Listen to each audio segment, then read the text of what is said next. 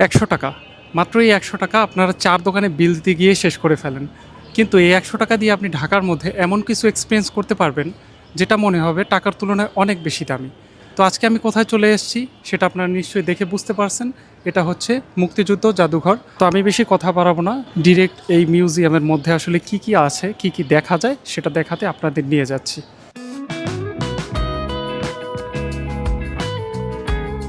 এই রাস্তা দিয়ে আসার পর তৃতীয় তলায় এসে দেখতে পেলাম দুটো গ্যালারি আছে, গ্যালারি 1 এবং গ্যালারি 2। তো আমরা প্রথমে গ্যালারি 1-এর দিকে যাই। এখানে কিছু পোড়ামাটির শিল্পও দেখতে পাচ্ছি আমরা। তারপরে এই যে প্রত্নতত্ত্ব যুগের কিছু মূর্তি এখানে দেখতে পাচ্ছেন। পাহাড়পুর বৌদ্ধবিহারের আদলে নির্মিত একটি ছোট স্থাপনা, যেটি আসল না কিন্তু ওইটার অবয়বেই তৈরি করা। এখানে দেখতে পাচ্ছেন নবম দশম শতকের কষ্টি পাথরের তৈরি কিছু দেবীদের মূর্তি। আমরা যে ষাট গম্বুজ মসজিদকে চিনি, সেই মসজিদের আদলে নির্মিত একটি স্থাপনা কিন্তু এখানে আপনারা দেখতে পাচ্ছেন। আমরা জানি এটা আসলে নামে ষাট গম্বুজ হলেও এর কিন্তু গম্বুজ রয়েছে ৮১টি। এর পাশেই দেখতে পাচ্ছেন একটি মন্দির যেটার নাম হচ্ছে কান্তনগর মন্দির, এবং এই মন্দির মডেল করেছে ললিত মোহন পাল ও লাল চাঁদ পাল।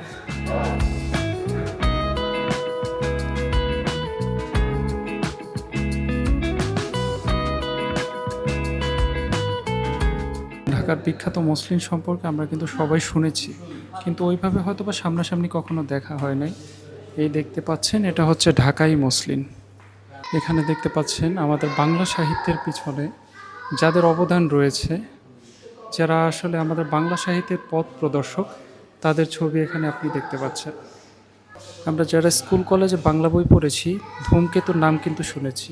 কাজী নজরুল ইসলামের লেখা এই লিখনীটির অরিজিনাল কপি কিন্তু এখানে দেখতে পাচ্ছেন।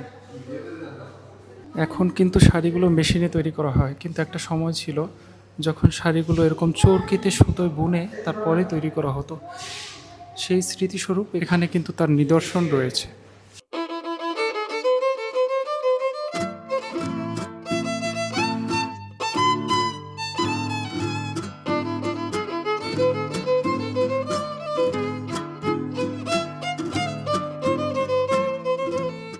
একটা দারুণ জিনিস দেখতে পাচ্ছেন, এটা আপনার আমার কাছে পরিচিত হলেও বর্তমান প্রজন্মের কাছে কিন্তু খুবই অপরিচিত।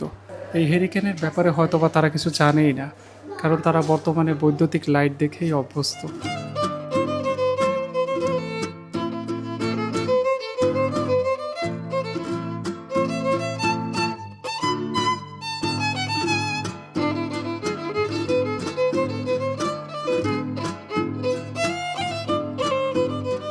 আমার গ্যালারি 1 দেখা শেষ, এখন গ্যালারি 2-তে যাব, দেখি ওইখানে আর আপনাদের কি কি দেখাতে পারি।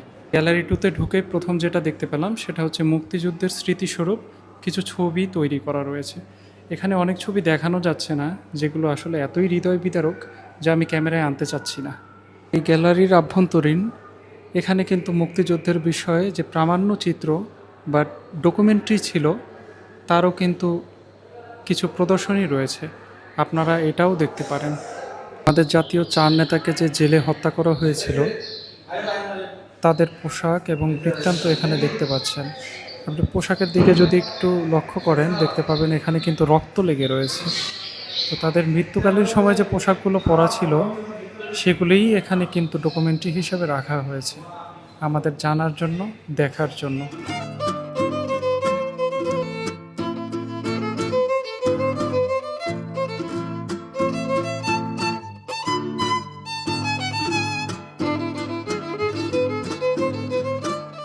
এখানে একটা দারুণ জিনিস দেখতে পেলাম, এটা হচ্ছে বান্দরবনের পাকবাহিনীকে প্রতিহত করার জন্য ইপিআরের তৈরি বর্শা।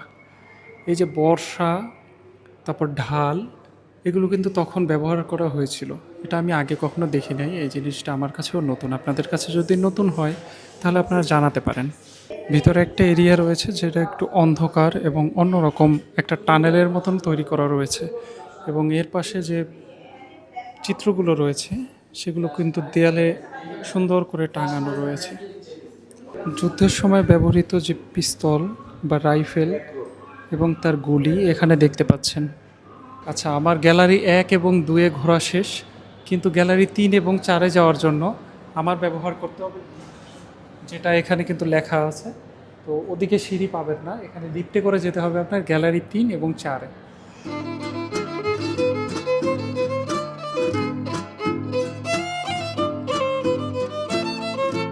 যুদ্ধ পরবর্তী সময় আমাদের দেশে কিন্তু প্রচুর দুর্ভিক্ষ লাগে, আর আমার পিছনে দেখতে পাচ্ছেন সেই দুর্ভিক্ষের যে হলোগ্রাফি বা ছবি, আপনারা যেটাই বলেন, এটা আসলে খুবই হৃদয় বিদারক। আমি আপনাদেরকে দেখাচ্ছি।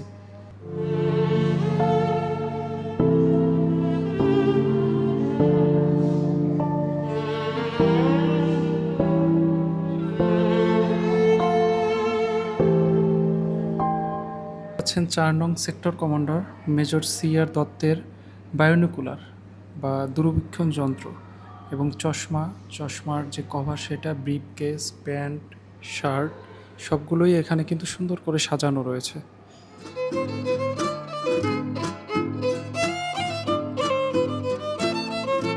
আচ্ছা, আমার ঠিক পেছনে যে জিনিসটা দেখতে পাচ্ছেন, এটা কিন্তু যুদ্ধের সময় ছাপার কাজ করতো। যে প্রচারপত্রগুলো রয়েছে সেগুলো ছাপানোর জন্য এটা কিন্তু ব্যবহার করা হতো। আমি এখন যে গাড়িটার সামনে দাঁড়িয়ে আছি, এই গাড়িটি কোনো নর্মাল গাড়ি না।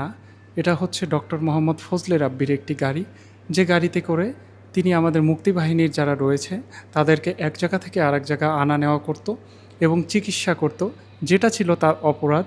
আর যে অপরাধের জন্য পাক হানাদার বাহিনী তাকে নির্মমভাবে হত্যা করে। তো এই গাড়িটির মাধ্যমে এবং তার কাজের মাধ্যমে আমরা এক মানবতার প্রকাশ পাই, যা এখন এই দুনিয়ায় আমাদের কাছে বিরল বলতে গেলে। গ্যালারি 3-তে ঘোরা শেষ, এখন যেতে হবে গ্যালারি 4-এ, এবং 4-এ আসলে কি আছে তা আপনাদের দেখাচ্ছি। গ্যালারি 4-এ প্রথম ঢুকলেই আপনি দেখতে পাবেন এরকম একটি বড় নৌকা, যে নৌকাগুলো আসলে এখন গ্রামগঞ্জের দিকে টুকটাক দেখতে পাওয়া যায়, কিন্তু এত পুরানো মডেলের নৌকা এখন হয়তো আর তৈরি হয় না। গ্যালারি 2-তে কিন্তু আমরা কিছু বন্দুক দেখতে পেয়েছিলাম। গ্যালারি 4-এও এখানেও কিছু বন্দুক রয়েছে, যে বন্দুকগুলো আসলে যুদ্ধের সময় ব্যবহার করা হয়েছিল আমাদের মুক্তিবাহিনী, যার মাধ্যমে যুদ্ধ সম্পন্ন করেছিল। এখানে দেখতে পাচ্ছেন একটি বড় টেবিলে লেখা বিলোনিয়া যুদ্ধের মডেল। তো এইখানে আসলে তখন যুদ্ধের যে ছক ছিল, যেভাবে যুদ্ধ পরিচালনা হতো, সেই বিষয়গুলো কিন্তু এখানে ডিটেলসে দেখতে পাবেন আপনি যদি একটু খেয়াল করেন। এই যে নীল যে লাইনটা দেখতে পাচ্ছেন, এটা আসলে নদী, আর এইটা দেখতে পাচ্ছেন রেল লাইন। তখন কিন্তু রেলের ব্যবহার প্রচুর ছিল। তো এইভাবেই হচ্ছে যুদ্ধের পরিকল্পনাগুলো হতো ম্যাপ আকারে। আমার পেছনে যে ছবিটি দেখতে পাচ্ছেন, এটি আসলে আরেকটি হৃদয় বিদারক ছবি। পাক হানাদার বাহিনীর ক্যাম্প থেকে উদ্ধারকৃত এক নারীর ছবি দেখতে পাচ্ছেন। সে তার মুখ দেখাতে চাচ্ছে না, চুলগুলো দিয়ে মুখটা ঢেকে রেখেছে। কারণ কতটা নির্যাতিত হয়েছে, কতটা অপমানিত হয়েছে, তার বর্ণনা এই ছবিতে রয়েছে। আমি আসলে খুবই দুঃখিত যে প্যাথেটিক জিনিসগুলো আজকে আমাকে দেখাতে হলো, কারণ আমারও চিন্তা ছিল না যে এইখানে এরকম হৃদয় বিদারক জিনিসগুলো দেখতে পাবো।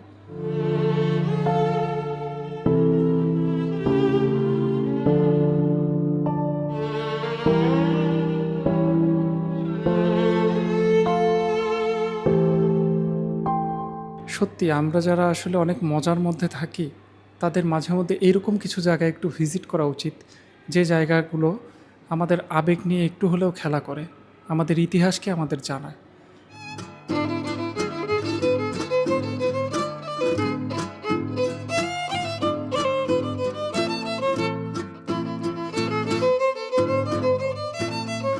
আমাদের সবকটি ডিপার্টমেন্ট ঘোরা শেষ, সর্বশেষ একটা জিনিস দিয়েই আপনাদের শেষ করব। এখানে দেখতে পাচ্ছেন কিছু ছবি, বিজয়, উল্লাস, আত্মসমর্পণ, প্রতিজ্ঞাবদ্ধ, তার ছবিগুলো এখানে। 1971 সালে 16 ডিসেম্বরে রেসকোর্স ময়দানে যে পাকিস্তানি হানাদার বাহিনীর আত্মসমর্পণ করে, তার চিত্রই এখানে ফুটিয়ে তোলা হয়েছে, এবং এর মাধ্যমেই আমাদের বিজয় সুনিশ্চিত হয়েছে। আজকের ভিডিও এই পর্যন্তই। দেখা হচ্ছে এই সিরিজের 6ষ্ঠ পর্বের ভিডিওতে। সে পর্যন্ত সবাই ভালো থাকুন, সুন্দর থাকুন, সুস্থ থাকুন। ধন্যবাদ।